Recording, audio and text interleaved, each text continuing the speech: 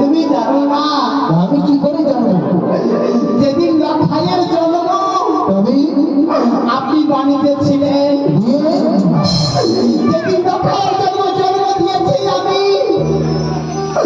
যেদিন লক্ষাইয়ের জন্ম আমাকে পিতাটা অবিশ্রাম করেছে, তাই মা এই পৃথিবীতে এখন যদি কারো করলে তুমি বলতে গেলে তুমি শিরা হয়ে মরে যাবে।